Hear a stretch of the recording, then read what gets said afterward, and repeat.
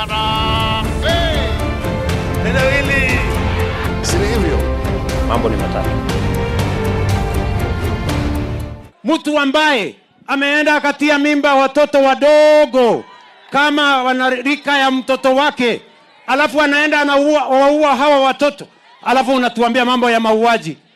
You cold-blooded murderer, heartless character.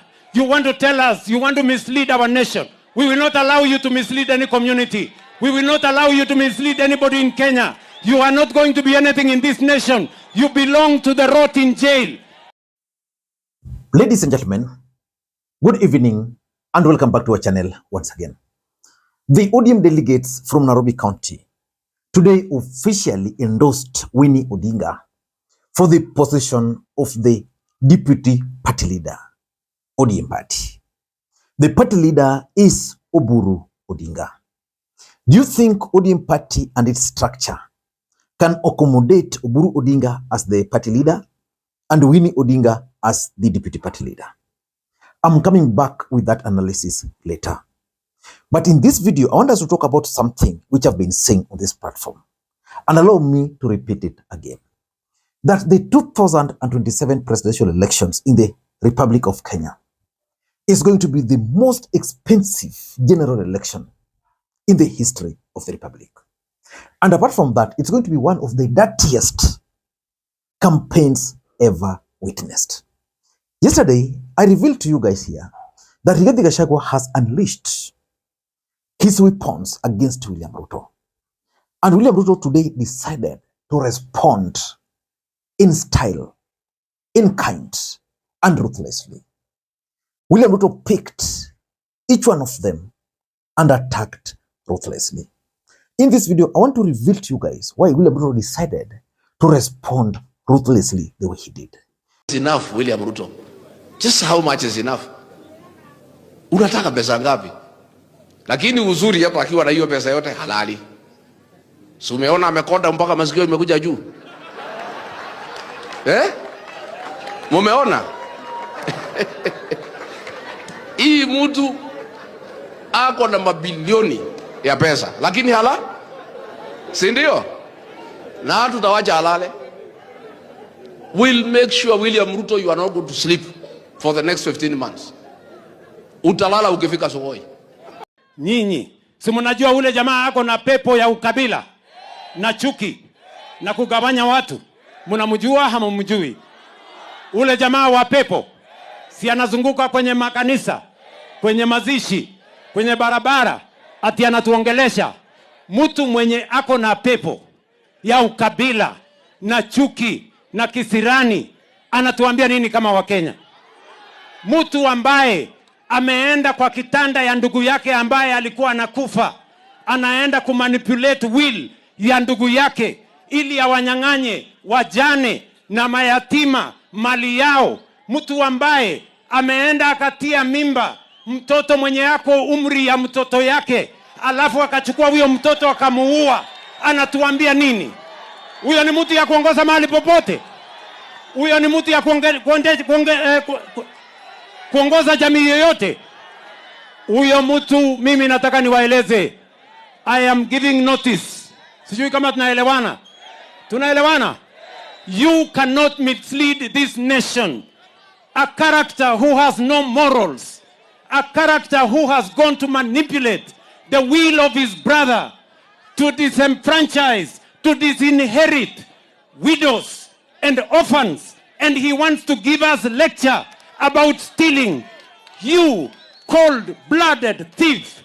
You cold-blooded thief. Stealing from your own brother. Stealing from orphans. Stealing from widows. You want to give us a lecture. Unazunguka kwa makanisa. Unazunguka kwa barabara. Unazunguka kwa mazishi. Ate unatuongelesha. Unatuongelesha kitu gani? But I want us to go back and understand the reason why he's doing this. Fred Matiang'i said this. Listen in.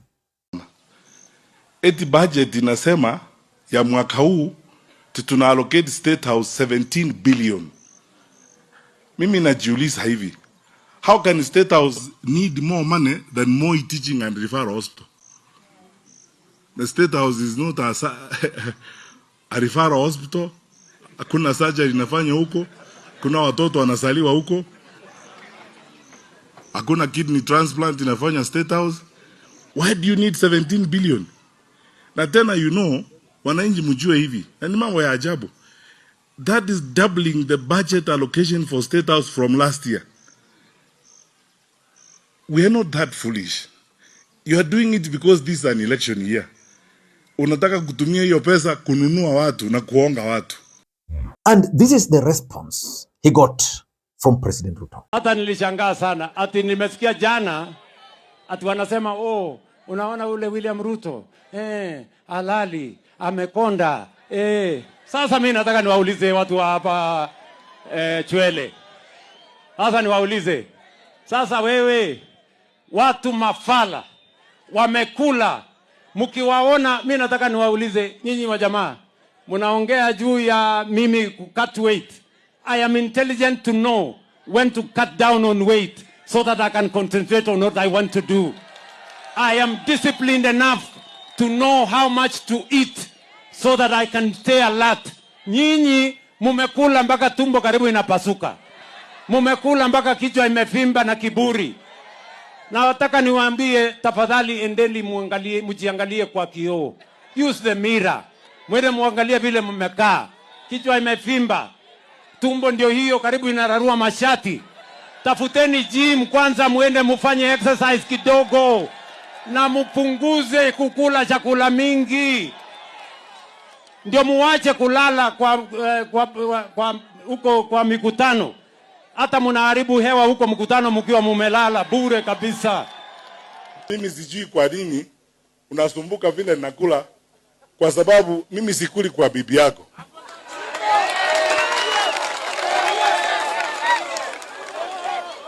Mimi hujaniona nikienda kutafuta chakula kwa bibi yako ama kwa watu wako. Mimi nakula ndizi kule Kisii kwetu na ugali.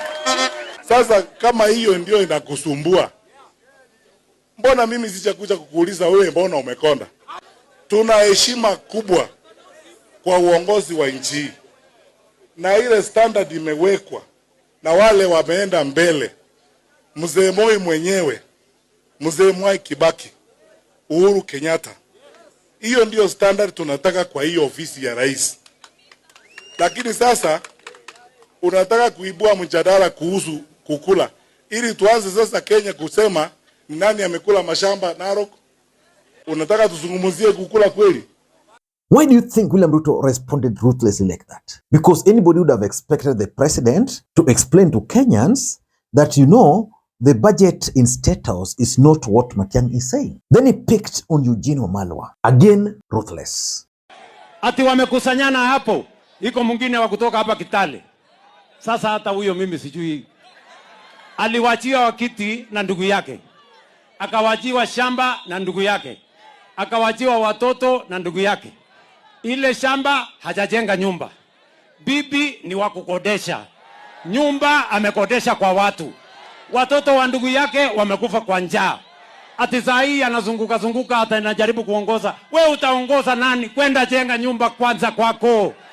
Utafute bibi. Ununue daipa. Ujue karama ya mbolea. Ni kweli ama si kweli? Wacha kutusumbua hapa, utaongoza nchi ya nani wewe uweze kuongoza boma yako?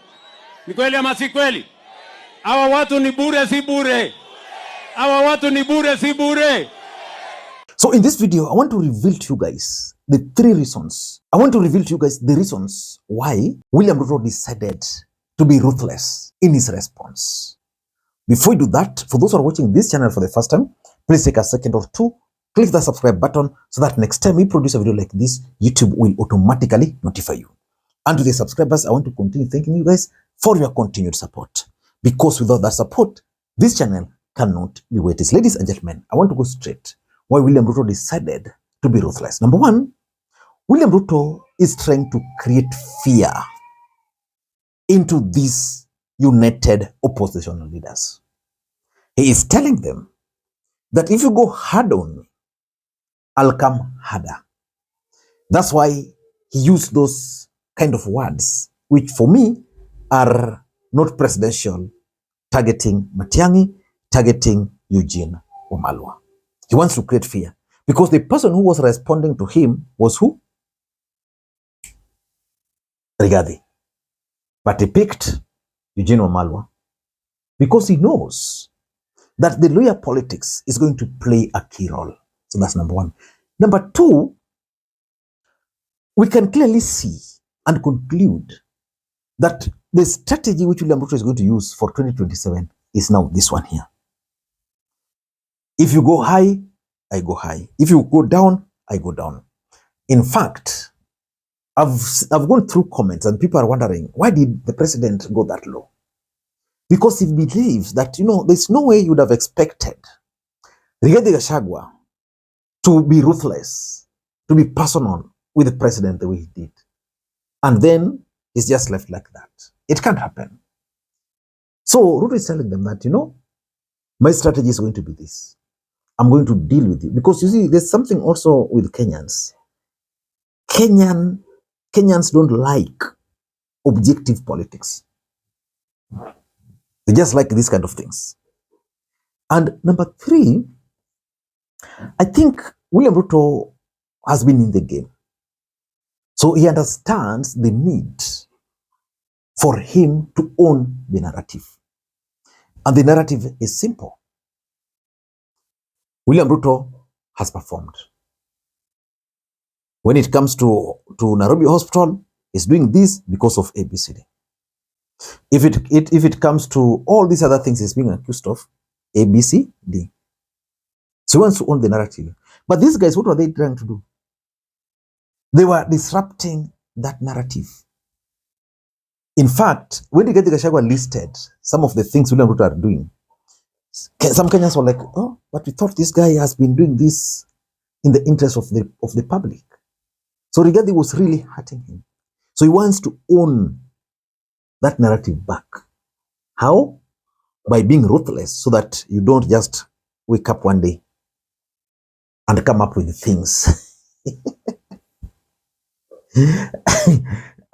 And number four, which I think is also the most important one, and this is something he's doing. William Ruto is trying to divert the attention of the country from some of the issues which these guys are raising.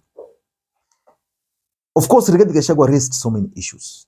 And sometimes Rigathi is right, but sometimes if you look at it critically, he could be persuaded by other factors. For example, Rigathi was impeached, but he said some points. For example, the Nairobi Hospital. For example, all these G2G, all these things he's been talking about. But how, because what Rigathi said yesterday were actually gaining traction. Kenyans were talking about them. How do you then divert attention of the Republic from talking about those issues Rigathi raised? How? You attack, then Kenyans join that. And lastly, Ruto is trying to disorient this team. And sometimes I think William Ruto is falling for Rigathi Gachagua's trap. What Rigathi wants is actually what he's doing to Ruto. He wants to provoke Ruto, and then Ruto will respond. And that's exactly what Ruto is doing. So for me, William Ruto is also William Ruto is also falling directly into that trap by Rigathi Gachagua. But the question is, who is going to win at the end of the day? Until next time, this is Lee Makwiny. Bye-bye.